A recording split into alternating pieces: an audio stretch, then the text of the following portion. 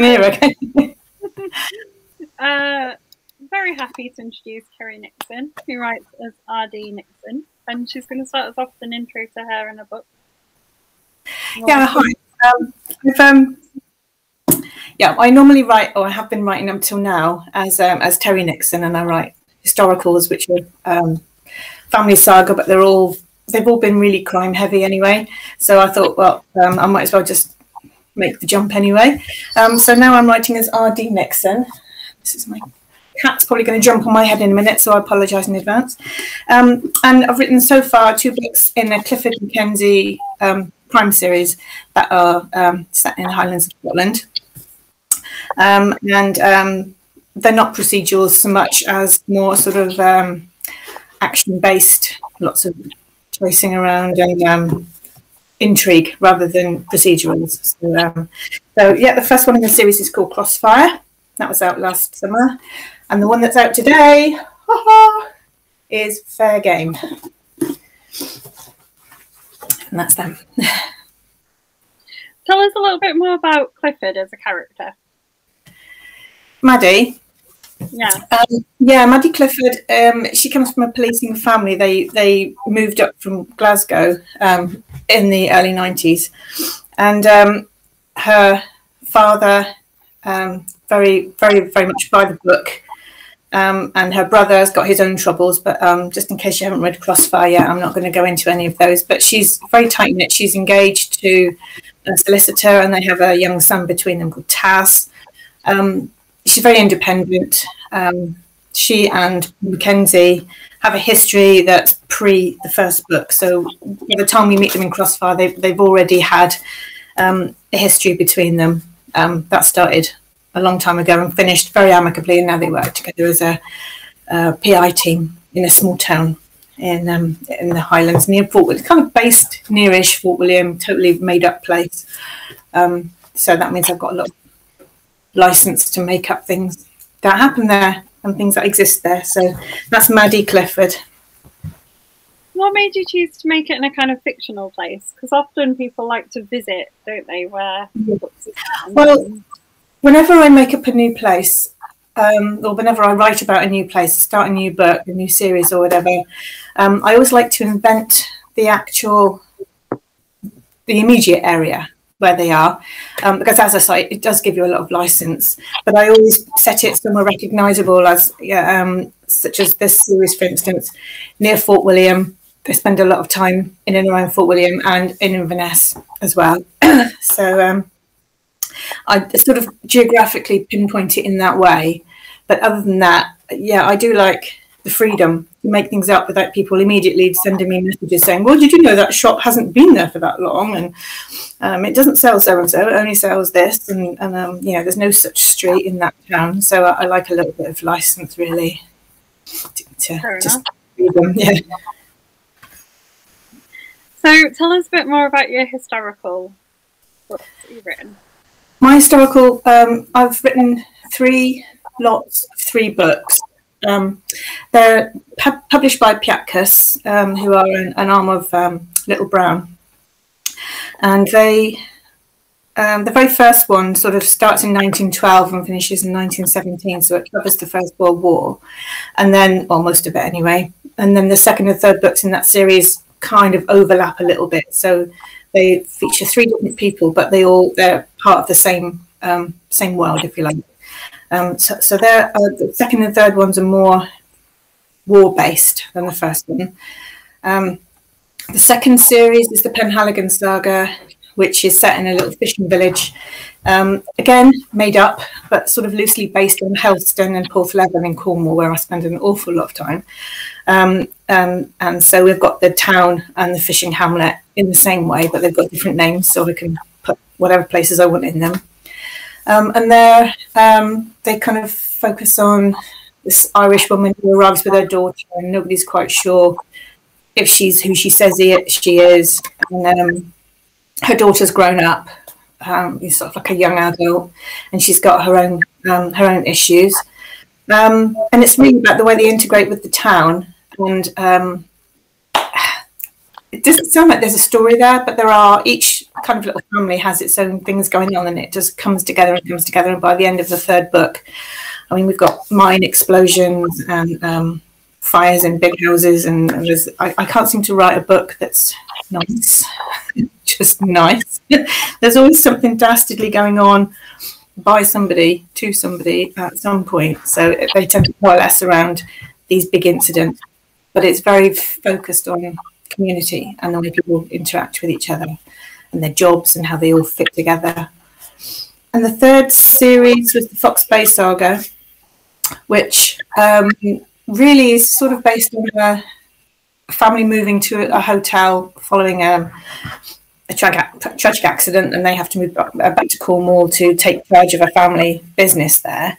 But there's one of the friends that the matriarch of the family meets and makes down there is actually a con artist.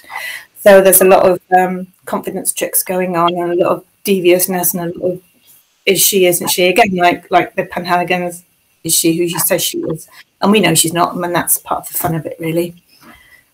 So that's those three historicals series. So 9 books. So yeah, and that's under the Terry Nixon name. So you must have like intensely honed your research skills doing like a historical. Yeah, there's rabbit holes everywhere. I mean, you must know what it's like. You go on to a site to look up the date of something and end up 3 hours later knowing absolutely everything about a completely unrelated subject. So yeah, I tend to try and research as I go, because otherwise I know I'll never get started. Otherwise, it's just one of those, if you can just research and you'll never use most of it. But I think you can sense, even if something's not used, you can sense the research has gone into it from the sort of just like the odd little word dripped in here and there. So I don't really like, and nobody really likes an info dump. I was going to ask you what the difference is. So I'd imagine there's a lot of research goes into a historical one because you want to get all the facts and the timelines and everything right. Yeah. But when you're writing like a more modern kind of police procedural, there's still like a lot of research, but it's going to be really different. Very different kind. Well, I think the main difference is, well, obviously there's the tech. I'm not a very techie person, so I'm sure there's things that people can do that my characters can't because I can't. I don't know how they might do something. So I have to make sure that they don't know either and that there's no way they would know. So if I have to look up some sort of techie thing, I have to make sure I've got it spot on, because even my own mobile phone can do way more than I can do. And there'll probably be people reading it going, well, if they wanted to do so-and-so, they could just do this and do that. And I'm like, well, I don't know that. So I have to be really careful, having been used for so long to be writing historicals and getting the language right and not dropping the word weekend in before it existed, and telephones and hello and things, having to shift it all to a more concentrating on techie stuff. That's a proper brain shift. And I'm writing 2 consecutive series at the same time. One's historical and one's crime. So I'm flipping from one to the other, and I think my head's about to explode, to be honest. But I try and get it right. That's all I can try and do. So we've got some hellos. Sam has said hello. Andrew says hello, and Hobeck Towers say hello. Sorry? I said Hobeck Towers say hello. Oh, Hobeck. Get up, Hobeck. So sticking with the research thing, how do you find sort of finding out about the police procedures and things? Do you have sort of some experts that you call on? And I mean, I have done a couple of times. I've got Graham Bartlett. Everybody loves Graham Bartlett. He's been absolutely brilliant. I had to ask him a couple of quite specific things, and he dug around and he really rootled around and came up with the replies and how something would go. But as I said, luckily they're not police procedural books as such, so I don't really need. The second one is slightly more than the first because there's an arrest made close to one of the Maddie's fiance is arrested for murder. So I've had to dig a little bit into the procedural side of things there. But luckily my characters are set aside from that world, so I don't have to be in with all the police speak. I can be on their side of it where they just hear bits and maybe they don't understand it, which is great because then I don't have to explain it. So they're just kind of one remove really from procedurals, but there are definitely, and there's a few websites and Facebook sites. You know, there's a couple of really good Facebook sites you can go on where you can ask a question and answered by like a serving officer or something, and you know that it's right on the money, so you can trust it. So there's some brilliant resources out there. I just need to try and compile them into a list so I don't tear my hair out trying to find them when I need them. I have notes in my manuscript. Check this later. Is this true? Can this happen and stuff like that? So then I have to just keep going, because if I stop to check everything, I will never get anything done. So a lot of it is check later. You got a congratulations from Sam on publication day. Thank you very much, Sam. Do you want to show us off book 2 that's come out? It is book 2, isn't it? It's come out today. Book 2, yes. This one's actually got, there's a backstory to the backstory.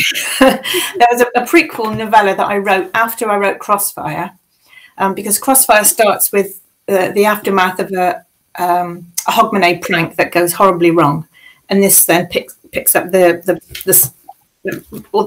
with the fallout from that. So what we've done is I wrote the prequel novella, and they've put it in the front of the second book.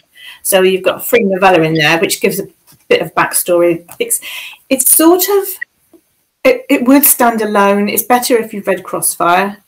I think I've put enough information in there that I think all you need to know is in Failing, but I think you would probably enjoy it more if you read Crossfire first. But this is like a standalone murder that is being solved in that one.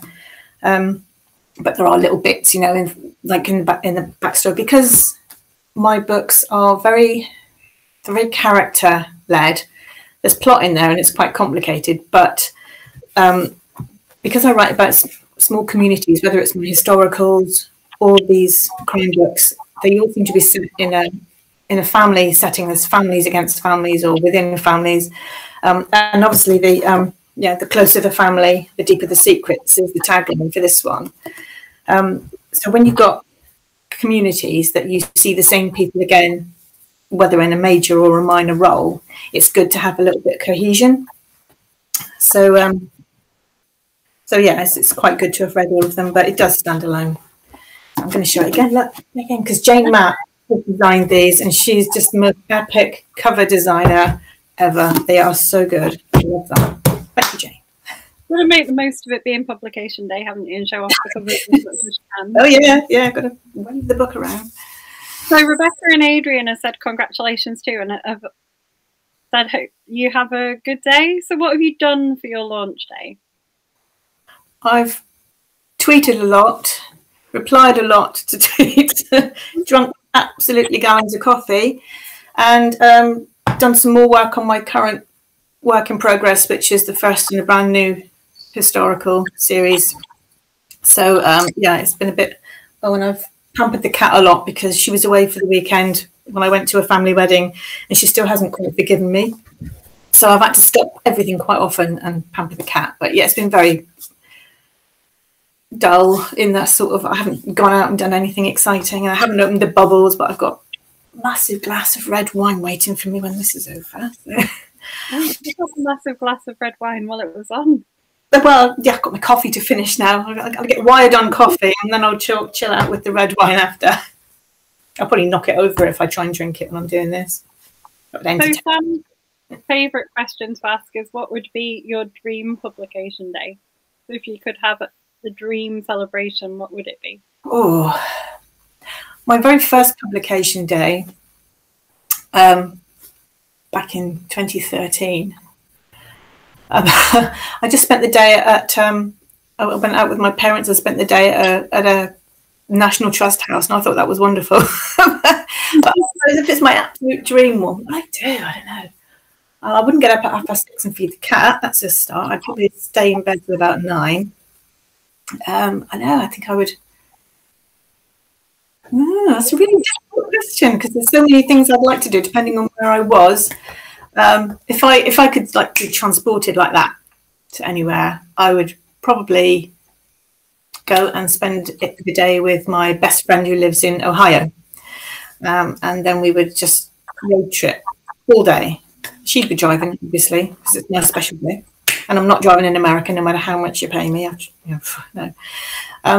So yeah, we just go on a big long road trip for the whole day and just stop and eat pretzels, and then we finish it off with a massive bottle of something bubbly at the end of it, I should think.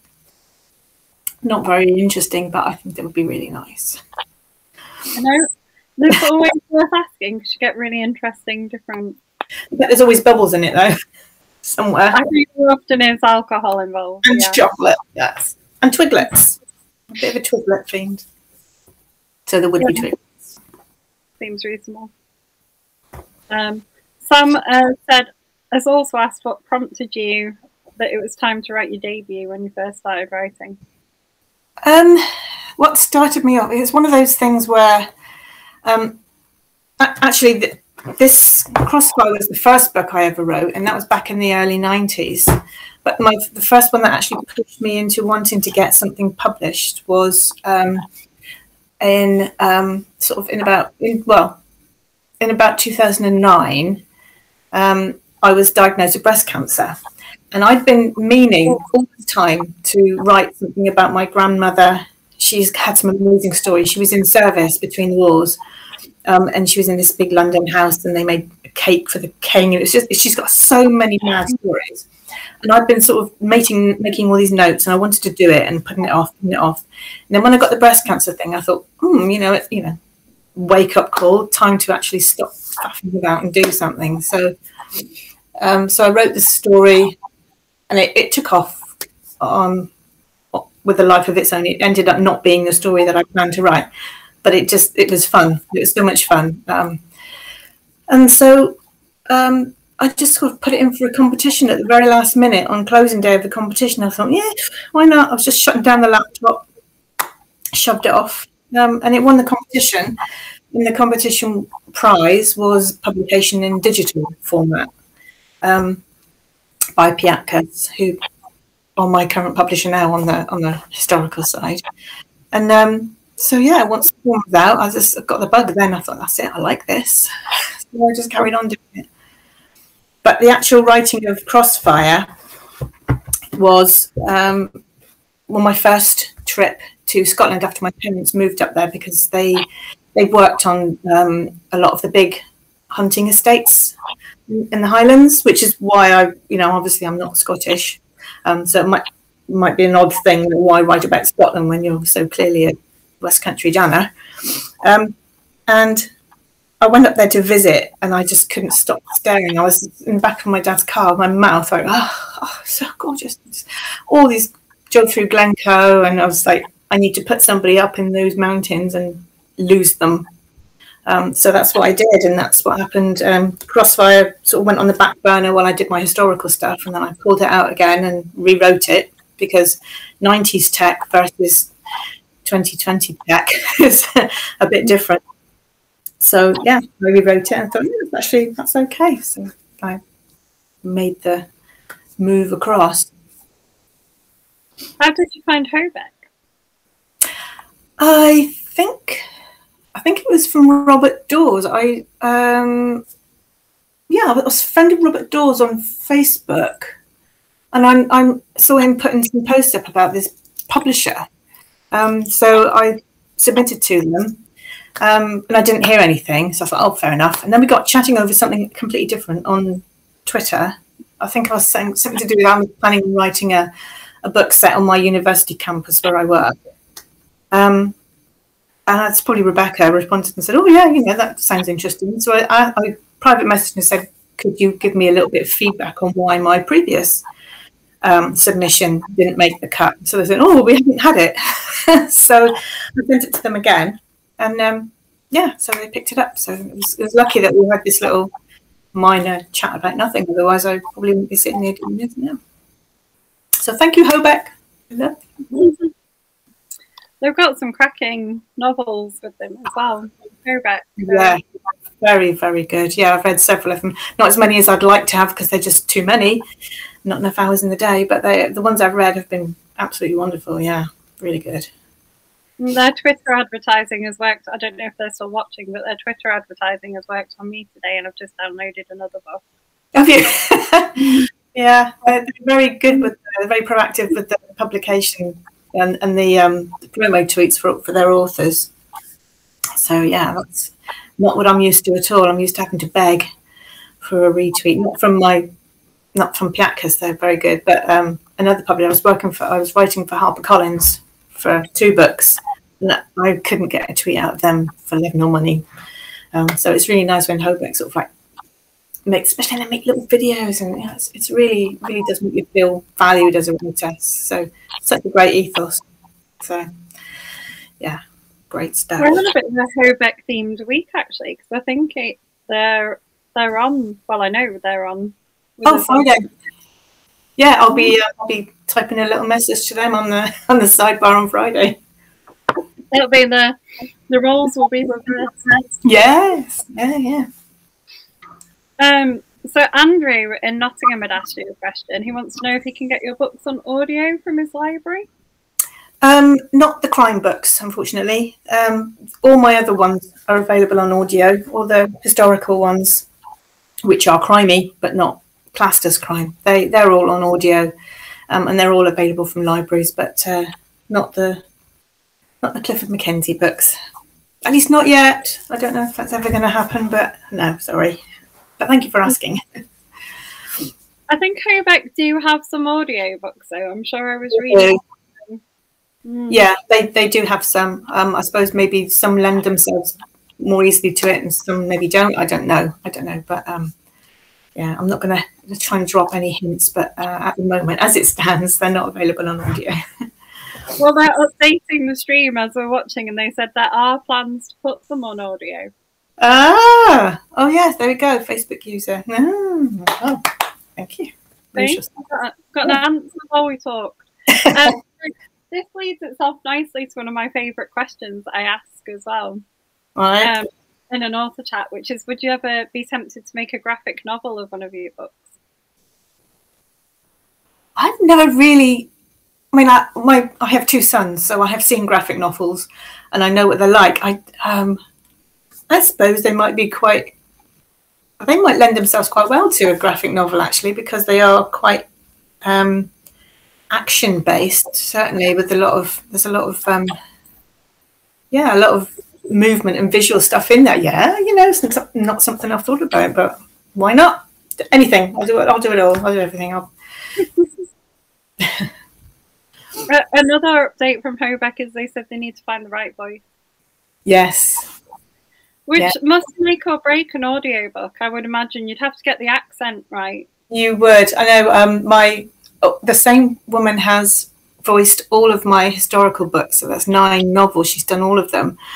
That's Penelope Freeman, and she is really, really good. But do you remember I said the first one was kind of inspired by my gran? And she has a very, very slight, subtle and light Liverpool accent. I mean, some of my family have proper heavy Scouse accents, but my gran had quite a light, lilting Scouse kind of accent. And when this character popped up on the audiobook, the first audiobook, and she started speaking, I was like, oh, it's like somebody up the liver birds. She just was really, really full on Scouse. So I stopped listening at that point. But I'm sure she's everything else she's done. I mean, I've thrown some bizarre accents at her. She does very good Spanish. There's a Spanish character in one of them. So voice, I think, really does matter a lot. She's quite subtle in the way she differentiates between male and female. She doesn't go over the top in either way. So she is good. But yeah, I was very scared when I first pushed play on the very first audio sample. I was like, God, oh my God. So yeah, voice is very important. I said that like I knew what I was talking about. I have a terrible attention span. I can't listen to audiobooks. Oh, can you? I listen to anything that Stephen Fry narrates. I've listened to him doing Sherlock Holmes and Jeeves and Wooster, and that's all fine, and his own books. But I haven't listened to any by anybody else apart from the snippets of Penelope Freeman reading my stuff. So Yeah, I'm not. But I would obviously be very interested in hearing how the accents work out in this, because we've got Scousers in this as well, in this crime series, and obviously Scotland. So there's some interesting stuff going on there. And I feel like some of those would be hard accents to get right. Yes, yeah, I think so. I think that if you are somebody who speaks with that accent naturally, you're going to be listening out for, slips and stuff like that. I mean, I'm dreadful. I do that on the TV all the time. As soon as something's set in the West Country, I'm listening to it going, that's not Cornwall, that's Bristol. So I'm terrible. I really, I need to not do that. So when you're on the receiving end of it, it's not so much fun. I'm guessing this is also Hobeck. Said they like the graphic novel idea. If you made a range of graphic novels of your crime books, you would have at least a customer in me. I'm sure there'd be quite a few of others as well. What other questions have I? I'm sure I've missed other questions because we got distracted. Oh, Sam has asked if there's a particular character that you enjoyed writing. I knew I'd missed one. Yeah, there's a kid called Jamie in both of the books. He's 10 in the first book, and he's kind of the focus of it. And we get into his head quite a lot. He actually he's a point of view character in the second book as well. I did find him quite interesting to write because he's just a basic average 10-year-old kid. He's not special in any way. His father wasn't very nice. He was very controlling, and he didn't ever hit them, but he was one of these very, very narcissistic, controlling people. So his parents are split up. But his mother's very overprotective of him, and was getting into his head and trying to find the frustration of his mother getting really, really overprotective, but also wanting her when he's lost up in the mountains and trying to get away from people who've snatched him. So that was an interesting exercise in trying to get that balance right, because he didn't want to be coddled, but at the same time he's 10 and he wants his mum. But he's blossomed in book 2. He's quite fun to write in book 2. Yeah, I enjoyed him. So that's Jamie. Was called Jamie Thorne, and now he's taken his mother's name. He's called now Jamie Bolton. So that's that character that I like. How did you manage? I mean, I know you said you've got 2 sons, but how hard is it to get into the head of a 10-year-old boy to write in their voice? It is quite hard. I was a bit of a tomboy when I was that age, so that helped a little bit because I grew up in the country. I grew up on the edge of Bodmin Moor. When I was that age, we spent all our time. I know this is going to sound like one of those. Oh, it wasn't like great when in the 1980s and 1970s. But we did. We spent all of our time messing around down by the river, skimming stones and climbing trees and scrumping apples and all that cliche stuff. We did all of that, and because there was a group of us village kids. There were about, I suppose, 8 or 9 of us, and we just did all that stuff regularly. So I can remember the way the boys acted and the way we acted as me and my girl friends, but we were all the same. So it was quite easy to take myself back to the sense that we were all kind of in the same head. But I do tend to immerse myself quite a lot. When I do a viewpoint character, it's always like a deep third point of view. So I do tend to sink into it a bit. And I don't know if it's accurate or not. But then again, I doubt very much if anybody reading it would know, unless they're a 10-year-old boy, if it's right or wrong. But I think as long as it feels authentic, it didn't matter too much if it was accurate or exactly how a 10-year-old boy would think. At least I hope not. But a lot of people have said that they really like the character, so I'm guessing it must have worked on some level. So I'm going to carry on writing him for a little while. Fair enough. Sam has asked if she's obviously on a character writing at the moment. Character's my favourite thing. Character and dialogue, my favourite things. Well, characters, I think, make or break a book how well they are. Like, I'm a big fan of characterization. from the book. Sam said, Sam, it's too long a day for this question. Does differentiating characters in your head take a lot of work as you write them? No, not really.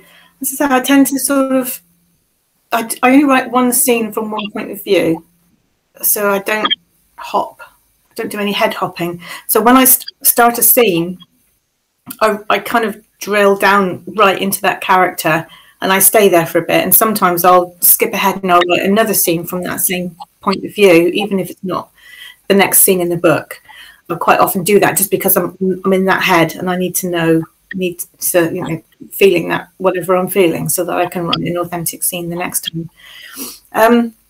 I think dialogue helps. So, I said one of my favourite things that really helps, because if you've got a lot of characters who all speak the same way, it could be anybody. So I think there have to be little quirks in the way somebody speaks or the way somebody acts. You don't even necessarily need to know who's speaking. You can tell it once you've learned their little quirks. You can, oh yeah, that must be so and so because he always does that, or so. I find character really quite easy to write, and dialogue I can just write forever. I love it. Those are things I really enjoy in a novel. Yeah. Well, Crossfire. No, you're on the blog tour for Fair Game, aren't you? No, it's not. It's not you that's on it. It's Donna who's on it. Yeah, but it's very, very much charactery and quite dialogue-y. So yeah, you never know, you might enjoy it. Some other favourite. Oh, hang on. Got to ask you this question. The youngest Hobeck child, Toby, aged 12, wants to know, why did you choose crime? I think I have a dark side. Because, as I said earlier, I keep trying to write. I tried to write a rom-com once, and it ended up as being a murder mystery. I just can't write nice. I can write nice in a crime thing, or I can write crime in a nice thing, but I can't separate them out. There always has to be something a little bit dark going on. It just seemed to be logical, really, because these, even though there was the first series was war based, I mean, then there's plenty of nasty stuff going on there. Obviously, it was very trench warfare based. There was a lot of shelling and all the horrible World War I stuff. But I didn't think that was enough. So there's spies in there as well, and a little bit of other unpleasantness going on, a little bit of double dealing and things. But I think I must have quite a dark side. That would I remember writing a horror story once that my mum was absolutely horrified by. She said she loved it, but she can't stop talking about it. And this was 20 years ago. And she still says, "Yeah, how did you write that? I don't understand how that came out of your head." Sorry. I grew up on Stephen King. That's probably something to do with it. This amazes me because I think there's a lot of crime authors that will say the same thing. They can't write something without it going dark. I know. Yeah. It must be. Every crime author that you meet is one of the nicest people that you could. I wonder if they just get their darkness out in fiction. That's probably what it is. Yeah, we spend all day just storing it all up and smiling at people and being nice, and then we come home and go, "Rah!" And then, yeah, maybe that's what it is. That's a good thing. Yeah. Or maybe that's why it escapes, and then they're all like, really. Yeah. Really. That's probably what it is. So Leslie Lloyd has said hello as well. I'm going to ask you one of our favourite group questions, which is, have you ever acted out a scene? I've probably done the same as every other author, no matter what the genre. I've sat at my desk and spoken in a certain way to find out how my face works when I say it. Or so I think if anybody, I mean, luckily I write on a first floor room, because if somebody was walking past my sitting room window and looked in when I'm trying to work out how to describe what somebody's face is doing when they're saying a certain thing. So I haven't acted out a scene. I have acted out dialogue very slowly, excruciatingly slowly, and trying to figure out where my lips are and my tongue is and my eyes are going. So So no, I've never really acted out a scene, not knowingly and not while I'm awake. When I'm asleep, who knows? I have some very bizarre dreams. I'm not gonna rule that out. So winners to that question so far have been Anne Coates, who once held a knife to her throat. Oh, Which is what it felt like. Yeah. And Mark Richards, who acted out a fight on Whitby Pier, including dangling over it. No. Well, that's a bit extreme, I think. I know, right? But it's a great answer. Definitely. Nobody's ever going to beat that, are they? That's just... Adrian Hobart has asked you, I'm going to give him his full name because I checked who'd asked it. They said, in the very likely case, which sounds good, isn't it? Yeah. For TV, who would you cast as the main characters? See, it's difficult because when I wrote Crossfire, it was, as I say, in the early 90s. So in my head, the Maddie was kind of, do you remember Between the Lines series? There was an actor in it, an actress in it called Siobhan Redmond. And in my head, that's who I was writing. But obviously now, I would have to think again. I don't know. I'm not very good with. I mean, when I see an actor on the TV, go, oh, it's so and so from that thing. But I can't bring it to mind now. Yeah, I don't know. Don't know. You stumped me. Sorry about that. Another favourite question of the group is: tell us the last scene that you wrote without giving away spoilers.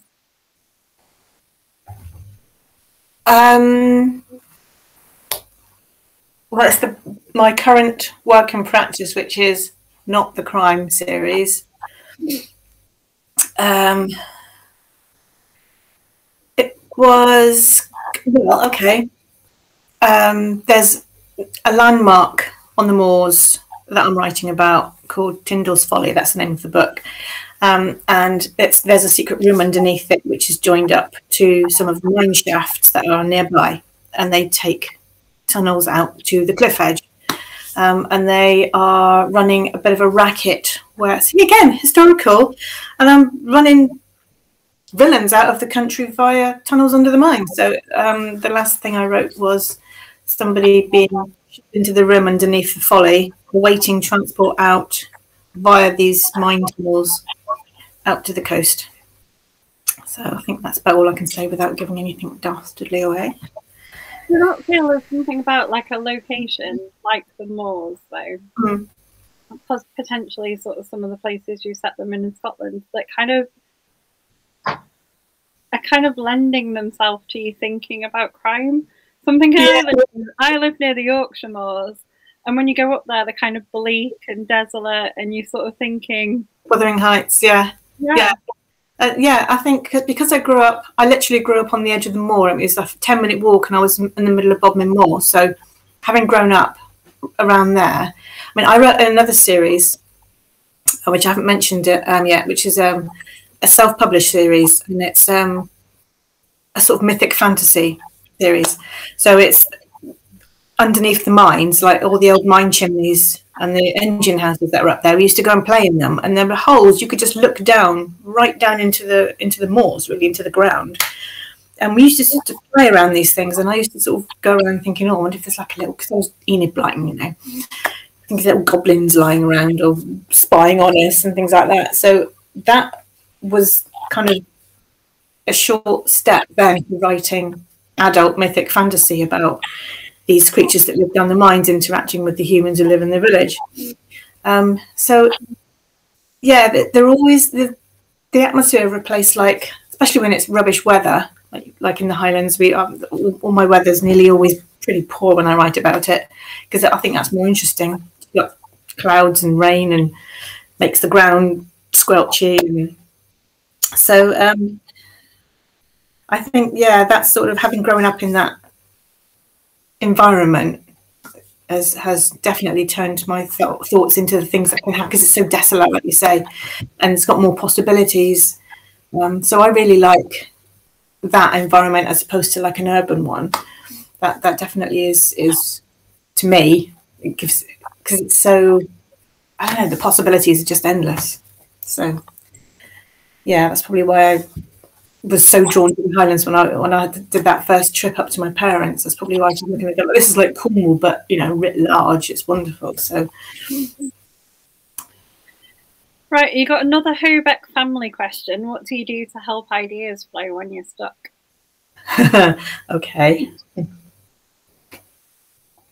I play Bejeweled. I play the Zen version of Bejeweled, which, if anybody doesn't know, it's one of those match 3 games, sort of Candy Crush, but not Candy Crush. It's just a bit more basic.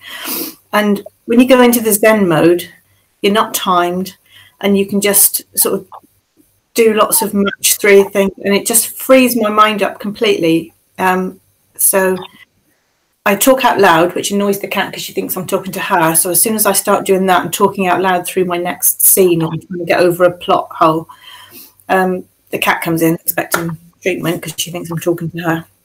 So but I talk out loud, I play Bejeweled, and then it just empties everything else out of the brain, and it lets some of the ideas come back in. So that's what I do. I'm not advocating playing games all the time, because it's a rotten time suck, but it does work. So I think it's an investment. So don't feel guilty for doing this. It's working. It's working. You're getting the ideas. So I'm not guilt trip myself out of it. I think it's always good to have something that can help you be a bit zen, and then yeah, it just stops me thinking about anything else. It really works. I've been doing it for years, absolutely years. I lost my game a little while ago because I got a new laptop and I just went into a complete flat spin. So I'm going to do it. I need my Bejeweled game back. So, hell and high water, I got it back. So it's fine. It's all good. It's cool. It's fine. Breathe. Good. You've been asked if you believe in the beast of Bodmin. I know some people who say they've seen it, so I can't discount it. But that's for what it actually is. Yeah, actually, my Uncle John said he saw it, and he was fairly level-headed. So you know, maybe, who knows? Can't rule anything out, can you? There's more things in the math ratio. This is the other thing about those kind of locations, though. Would you be tempted to build in kind of the legends or the myths of the place? Well, yeah, this is what I did with my Mythic Fantasy series. I sort of I wanted some little creature things that weren't goblins and weren't fairies and weren't this or weren't that. And I found these things called Spriggans, who were supposedly guardians of treasure, and they lived in the mines. So I sort of built on that.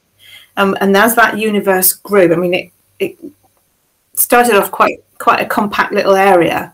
But there's 4 books in that series now, so it kind of expanded. And as it expanded, I've drawn in some visitors from Wales, from that, like on the folklore side of things, and they had these massive hellhounds, so they came down. And so yeah, I've drawn in a lot of Cornish folklore and some Welsh folklore as well.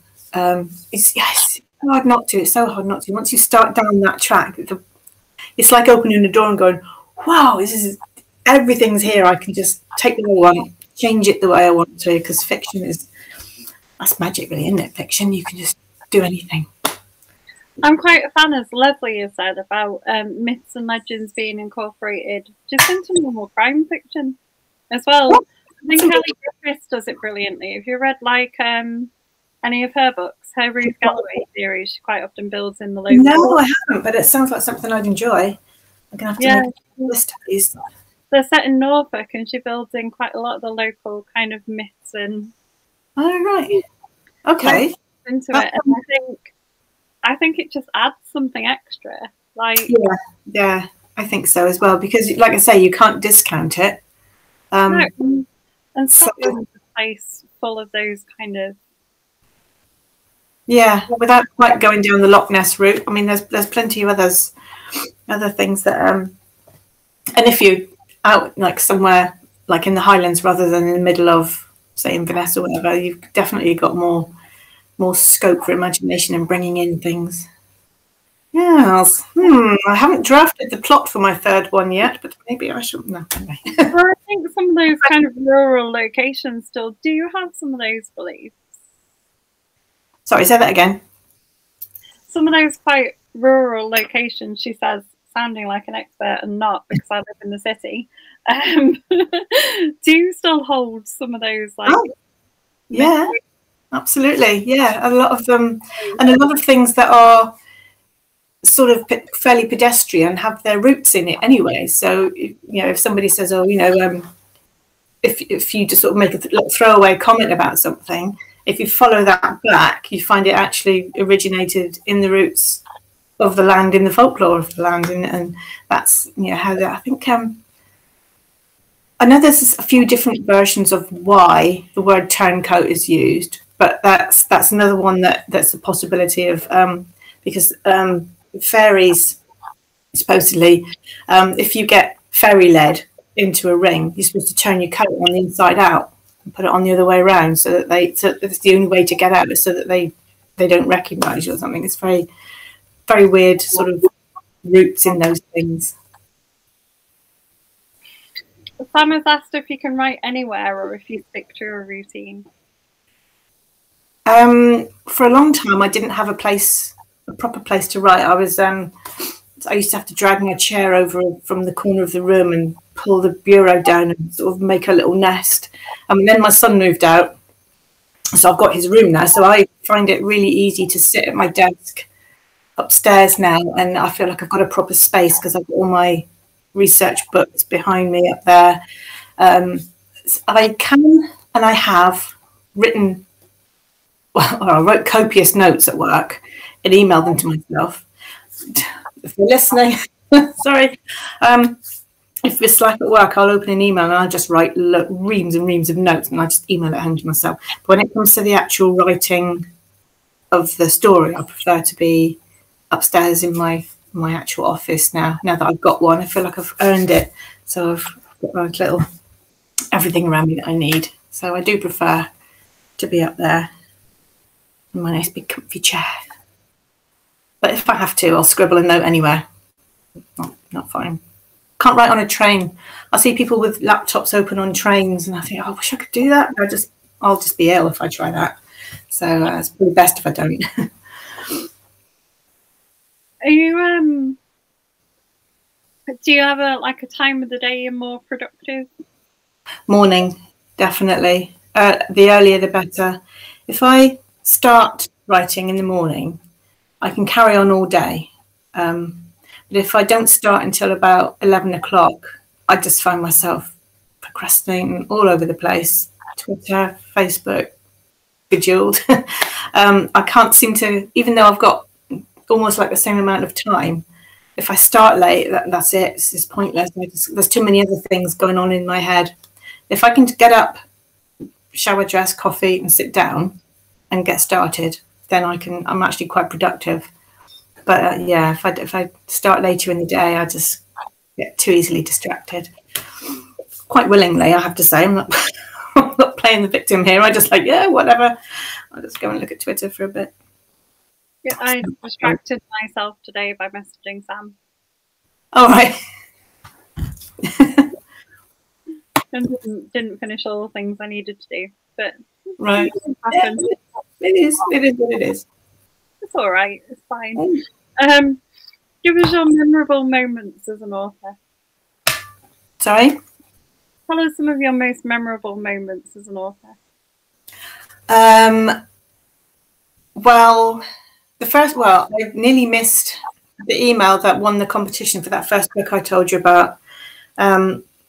I had an email that had gone into my junk mail, and back then I didn't really check my junk mail very often.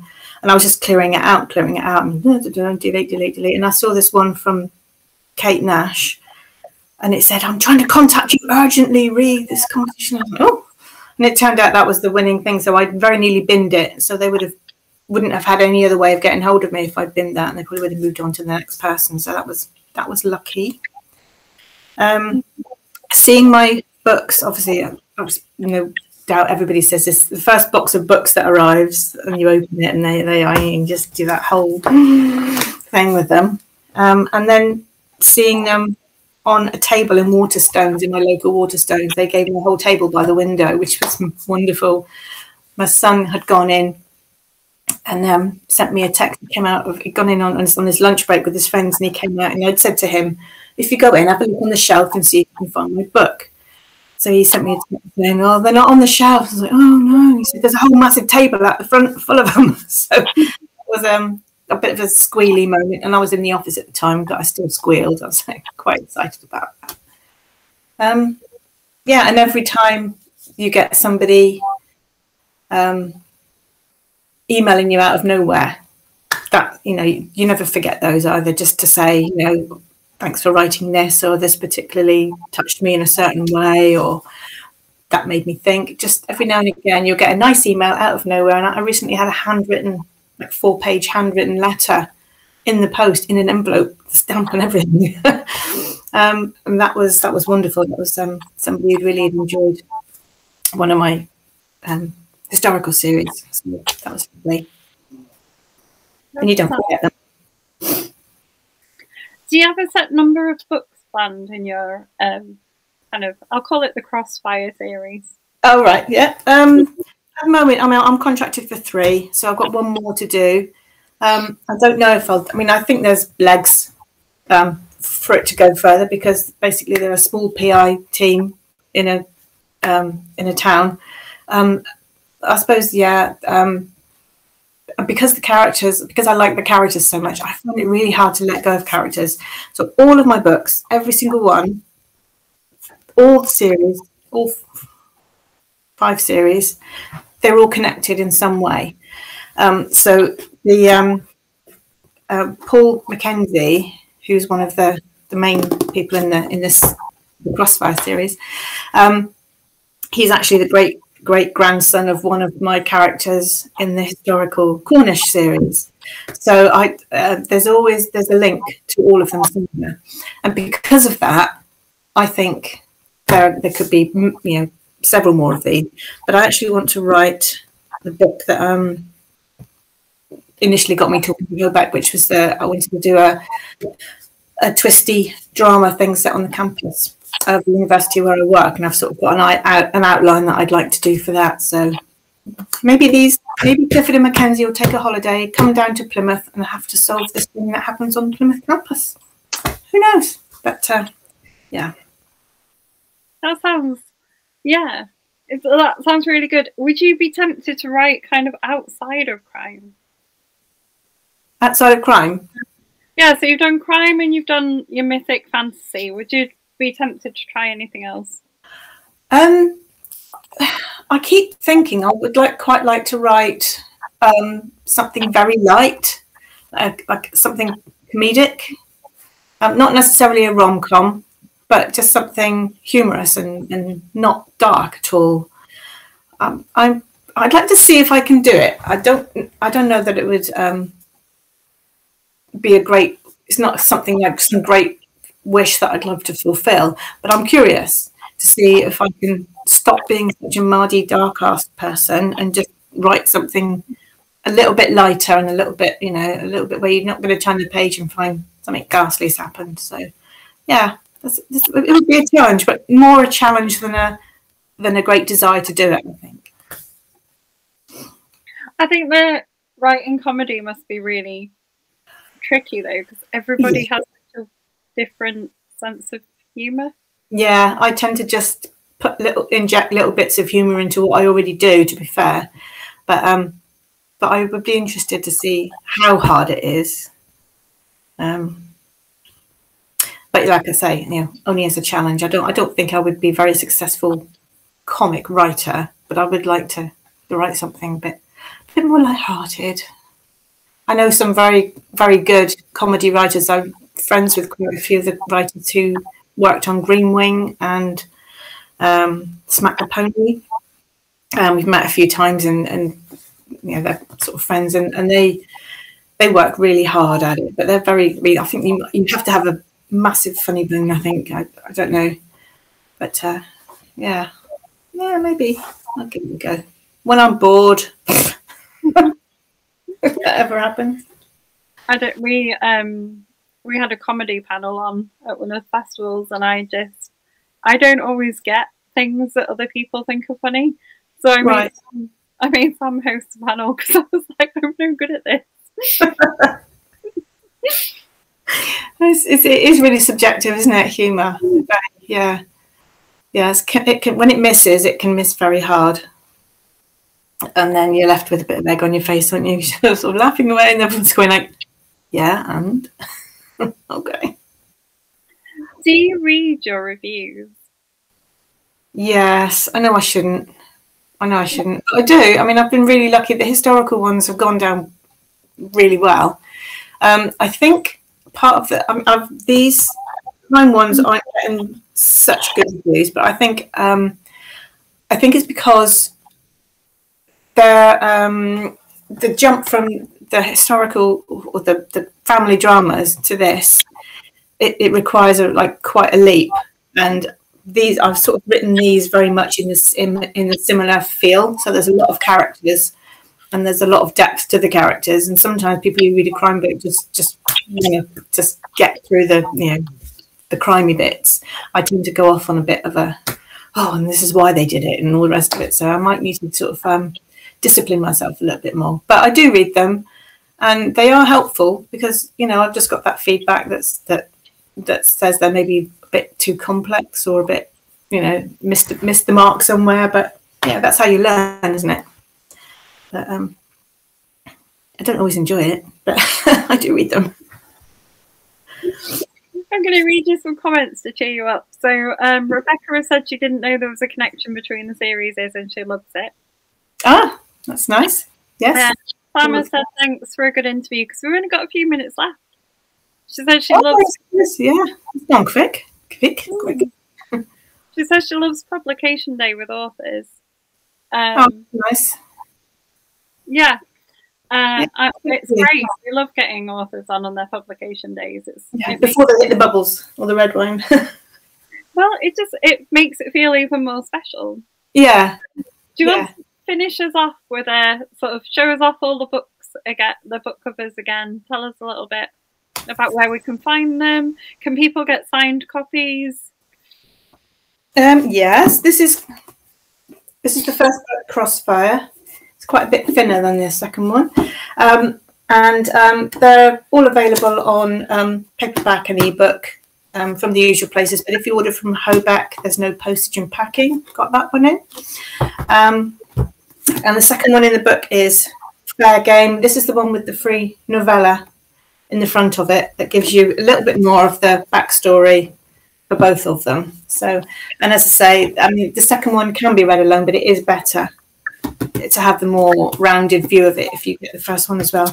Both books available from Amazon or from Hobeck's website.